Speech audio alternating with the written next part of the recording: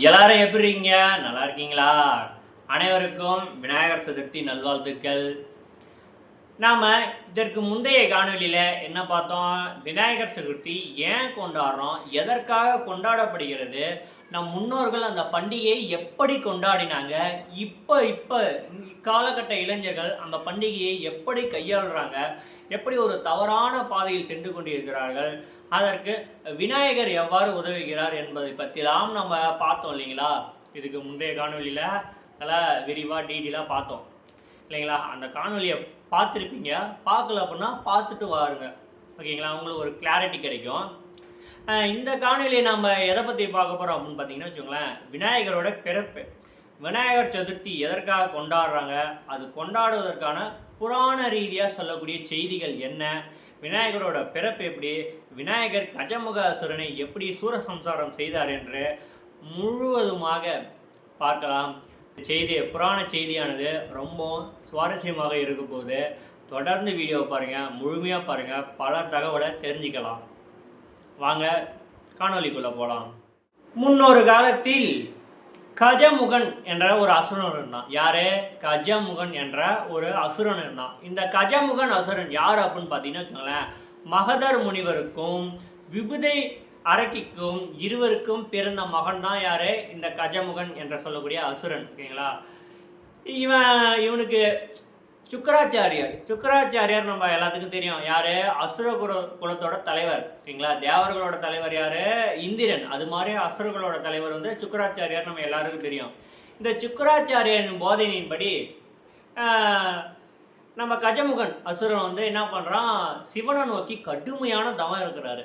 யாரு? சிவனை நோக்கி கடுமையான, சாதாரண தவம் இல்லைங்க, கடுமையான தவம் இருக்கிறாரு. அந்த தவம் இருந்ததன் பயனாக சிவன் வந்து, யாராங்க நம்மளை நோக்கி இவ்வளோ கடுமையாக தவம் இருக்கானே, இவனுக்கு ஏதாவது ஒரு வரத்தை கொடுக்கணும். அவங்க செஞ்ச தவமானது சிவனை வந்து மகிழ்ச்சி அடைய செஞ்சுருக்கிறது. அதன் காரணமாக சிவன் என்ன பண்ணுறாரு, இவனுக்கு ஏதாச்சும் ஒரு வரம் கொடுக்கணுமே அப்படின்னு சொல்லிட்டு இவன் முன்னாடி தோன்றுகிறாரு. இங்கே பாரு, நீ செஞ்ச தவம், கடுமையான தவமானது எனக்கு என் மனம் மகிழ்ச்சி அடைஞ்சிருக்கு, உனக்கு என்ன வேணுமோ கேளு, நான் தரேன் அப்படின்னு சொல்லியிருக்காரு. உடனே கஜமுகன் அவர் என்ன பண்ணுறான், சிவனுங்கிட்ட வரம் கேட்குறான். என்ன வரம் அப்படின்னு பார்த்தீங்கன்னா வச்சுக்கோங்களேன், மனிதர்களாலையும் சரி, விலங்குகளாலையும் சரி, ஆயுதங்களாலையும் சரி, இது எதாலையும் எனக்கு உயிர் போகக்கூடாது, எனக்கு அழிவு நிகழக்கூடாது. எப்படி? மனிதர்களாலையும் சரி, விலங்குகளாலையும் சரி, இல்லை ஆயுதங்களாலையும் சரி, எதனாலையும் எனக்கு அழிவுங்கிறது நிகழக்கூடாது, வரக்கூடாது. ஒருவேளை வஞ்சக சூழ்ச்சியின் காரணமாக எனக்கு அழிவு ஏற்பட்டால் எனக்கு மறுபிறவி இருக்கக்கூடாது அப்படின்னு சொல்லி சிவன்கிட்ட வரம் கேட்குறாரு. யாரே? கஜமுகன் என்ற அசுரன் வந்து வரம் கேட்குறாரு. சரிப்பா, கடுமையான தவம்லாம் இருந்திருக்க, மனம் மகிழ்ச்சி அடைய வச்சுருக்க, உனக்கு வரம் கொடுக்குறதா வாக்களிச்சிட்டேன், நீ கேட்ட வரத்தை வாங்கிக்கோ அப்படின்னு சொல்லி சிவன் வந்து யார்? கஜமுகனுக்கு அந்த கேட்ட வரத்தை கொடுத்துட்டாரு, ஓகேங்களா? அசுரரோட குணம் நமக்கு தெரியும், ஓகேங்களா? தீய எண்ணத்தை உருவாக்குறது தான் அசுரர்களோட இது வேலை இல்லைங்களா? அப்படி அசுரங்கிட்ட இவ்வளோ பெரிய வரம், நீ அழியாத வரம் உனக்கு கிடைச்சா சும்மா இருப்பானா? என்ன பண்ணுவான்? பல சேட்டைகள் பண்ணுவான்ல. என்ன பண்ணுவான்? தேவர்கள், என்ன டேய் இப்போ மாட்டினீங்களாடா அப்படின்னு சொல்லி என்ன தேவர்கள் எல்லாத்தையும் பிடிச்சி வந்து ரொம்ப கொடுமைப்படுத்திட்டு இருந்தான். தேவர்கள் மக்களை எல்லாத்தையும் வந்து ஒரு ஆட்டி வச்சுட்டான். ரொம்ப துன்பப்பட்டுட்டு இருந்தாங்க. இந்த கஜமுக அசுரன் வந்து அந்த தேவர்கள் எல்லாத்தையும் தோப்புக்கரணம் போட போகிறான். ஏன்னா அது வந்து ஒவ்வொருத்தருக்கும் ஒரு பனிஷ்மெண்ட், அது ஸ்பெஷலிஸ்ட் இல்லைங்களா? அந்த மாதிரி வந்து கஜமுக அசுரனுக்கு வந்து தேவர்கள் வந்து தன் முன்னாடி வந்து தோப்புக்கரணம் போட வைக்கிறது வந்து இவருக்கு ரொம்ப பிடிக்குமா. அப்படி எல்லாத்தையும் தோப்புக்கரணம் போட வச்சுட்டு இருந்தார்.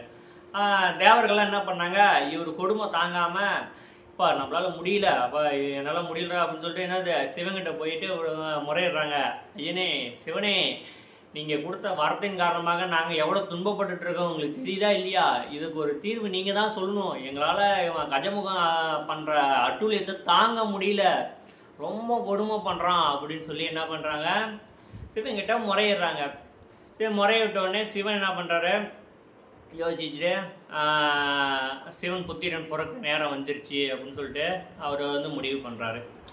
இப்போ இங்கே பார்த்தோம் அப்படின்னா பார்வதி தேவர்கள் வந்து தனக்கு மகம் பிறக்க போகுது, அது எப்படிலாம் இப்போ நமக்கு ஒரு மகம் பிறக்க போகுதுன்னா அது எப்படிலாம் பிறக்கும்னு சொல்லிட்டு ஒரு இமேஜின் பண்ணி வச்சுருப்போம்ல, அந்த மாதிரி பார்வதி தேவி அவர்கள் வந்து ஒரு தன் நினைவில் உள்ளதை தான் மகன் இப்படி இருக்கணும் இப்படி இருக்கணும் அப்படின்னு சொல்லிட்டு என்ன பண்ணுறாங்க, ஒரு ஓவியமாக வரைஞ்சிட்டு இருக்காங்க. அப்படி வரைந்து கொண்டிருக்கிற போது என்ன ஆயிடுச்சு அப்படின்னா, அந்த மூக்கு இருக்கு இல்லைங்களா, அந்த மூக்கு கிட்ட என்ன ஆயிடுச்சு தெரியாமல் கை நழுவி தெரியாமல் இழுத்து விட்டுருச்சு. இழுத்து விட்டு என்ன ஆயிடுச்சு, அந்த மூக்கானது என்னது யானை இருக்கக்கூடிய தும்பிக்கையாக மாறிடுச்சு. மாறினோடனே பார்வதேவி ரொம்ப வருத்தப்பட்டாங்க. ஐயோ நம்ம எப்படிலாம் நினச்சோம், இப்படி வந்துடுச்சே உருவம் அப்படின்னு சொல்லிட்டு ரொம்ப வருத்தப்பட்டாங்க. சிவன் இருந்துட்டு அதுக்கு எல்லாம் நன்மைக்கு அப்படின்னு சொல்லிட்டு பார்வதியை வந்து சமாதானப்படுத்திட்டு இருக்கிறாரு. அப்புறம் அடுத்த நாள் பார்த்தீங்க அப்படின்னா, இது பார்வதி தேவர்கள் வந்து சிவனுக்கு வந்து நந்தி எப்படி காவலோ அது மாதிரி எனக்கும் ஒரு காவல் வேணும் அப்படின்னு சொல்லிட்டு என்ன பண்ணுறாரு, மஞ்சள் எடுத்து ஒரு உருவமாக செய்கிறாரு. யார், பார்வதி அம்மா அவர்கள் ஒரு உருவமாக செஞ்சு ஒரு சிலை வடிவத்தில் ஒரு மனிதனை செஞ்சு அதுக்கு வந்து உயிர் தராங்க. பார்வதி அம்மா அவர்கள் உயிர் கொடுத்து விநாயகர் வந்து தோன்றுறாரு. ஓகேங்களா, தோண்டிட்டு அவரை வந்து என்ன பண்ணுறாரு, நீ காவலில் நிற்க வச்சுட்டு போகிறாரு பிள்ளையார். ஓகேங்களா, பிள்ளையார் வந்து நீ காவலில் நில்லுப்பா, நான் வந்து உள்ளே இருக்கேன், நான் சொல்கிற வரைக்கும் யாரையும் உள்ளே விடாத அப்படின்னு சொல்கிறாரு. சொல்லி முடித்த உடனே இவர் என்ன பண்ணுறாரு, பிள்ளையார் வந்து காவலுக்கு நிற்கிறாரு, யாரையும் உள்ள இந்த நேரம் பார்த்து சிவனானது உள்ளே வராரு. சிவபெருமன் என்ன பண்ணுறாரு, அங்கே வராரு.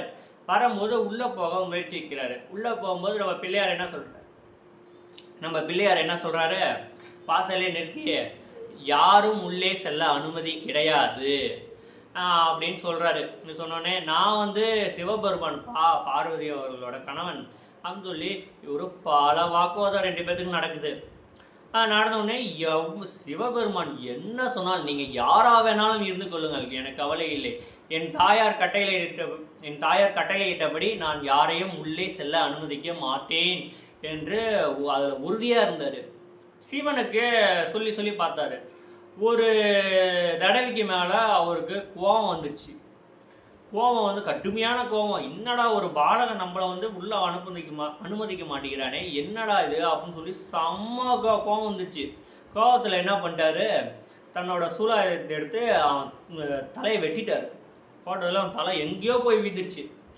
உடனே பார்வதி தேவியை தெரிஞ்சு வெளியே வந்து, ஐயோ என் மகனை இப்படி பண்ணிட்டீங்களே, நான் பெற்ற மகனாச்சு அப்படின்னு சொல்லிட்டு ரொம்ப அப்படியே அழுது பிறந்து ரொம்ப சிவனோட வாக்குவாதம் பெற்று எனக்கு என் மகன் வேணும் அப்படின்றாரு.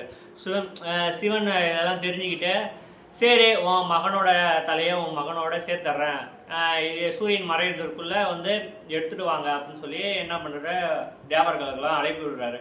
தேவர்கள்லாம் வடக்கு நோக்கி போகிறாங்க. அப்படி செல்லும்போது பார்க்குறாங்க, தலை ஆனது கிடைக்கவே இல்லை.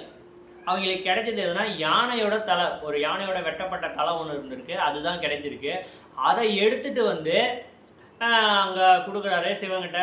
ஐயனே எங்கே பாருங்க, எங்களுக்கு நாங்கள் எல்லா இடத்துலையும் தேடி பார்த்தோம், தலை கிடைக்கல, எங்களுக்கு கிடைச்சது இந்த தலை தான், என்ன பண்ணுறது அப்படின்னு சொல்லி கேட்குறாங்க. சரி அந்த தலையை வைங்க, கிடைச்சதை வைங்க, நான் வந்து உயிர் கொடுக்குறேன் அப்படின்னு சொல்லிட்டு பிள்ளையாருக்கு வச்சு அவங்க உயிர் கொடுத்து, இன்று முதல் நீ வந்து விநாயகர் கணபதியாக போற்றப்படுவாய், எல்லா கடவுளுக்கும் முதல் கடவுளாக உன்னை வணங்குவார்கள் அப்படின்னு சொல்லி சிவன் வந்து ஆசீர்வதிக்கிறாரு. யாருக்கு, நம்ம விநாயகருக்கு. ஓகேங்களா, இந்த நிகழ்வானது ஆவணி மாதத்தில் நடந்திருக்கு.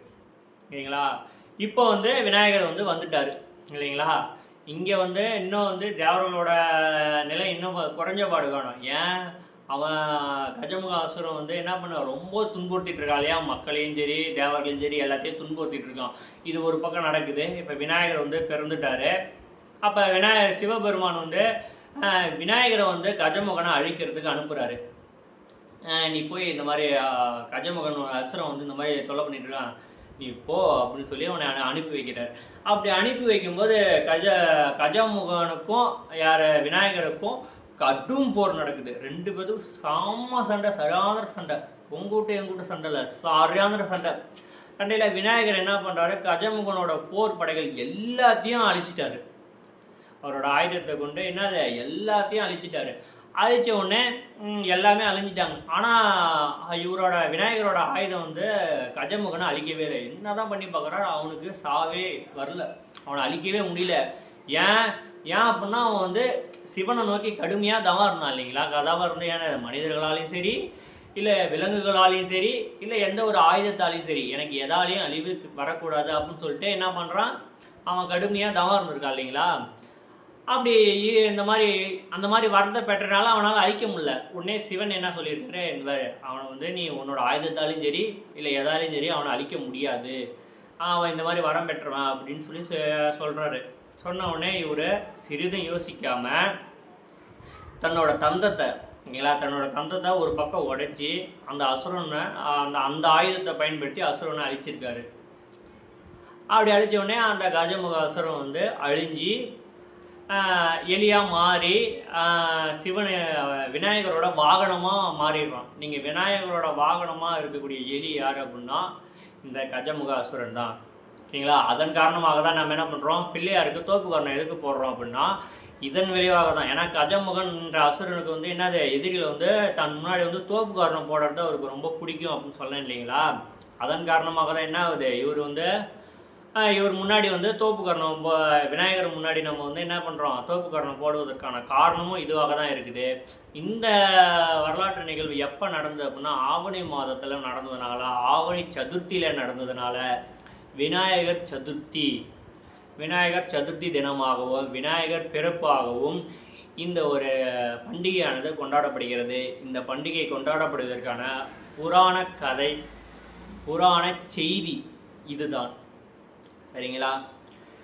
இந்த மாதிரி உங்களுக்கு நிறையா வரலாற்று கதைகள், புராண கதைகள், ஒரு பண்டிகைக்கு பின்புலம் இருக்கக்கூடிய கதைகள் நிறையா, ஓகேங்களா, செய்திகள் நிறையா தெரிஞ்சுக்கணும் அப்படின்னா மறக்காமல் நம்ம சேனலை சப்ஸ்கிரைப் பண்ணி வச்சுக்கோங்க. உங்கள் ஃப்ரெண்ட்ஸுக்கே ஷேர் பண்ணி விடுங்க. தொடர்ந்து நம்ம சேனலை ஆதரவு தாங்க. நன்றி, வணக்கம்.